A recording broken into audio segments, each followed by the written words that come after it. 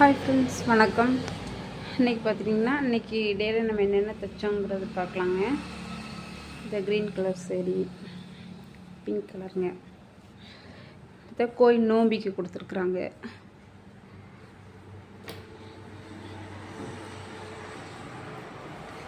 கோயில் நோம்பி கொடுத்துருக்காங்க. ஒரு இல்லை பைப்பிங் வச்சு தைக்க சொல்லியிருக்காங்க. இது பார்த்தீங்கன்னா இஷ்டம் தைக்க சொன்னாங்க. இது வந்து சேரீ கொடுக்குறாங்க. ஏற்கனவே முன்னாடி இந்த சேரீயை கோட் அடித்து வாங்கிட்டு போயிட்டாங்க. அந்த ப்ளவுஸுங்க இது.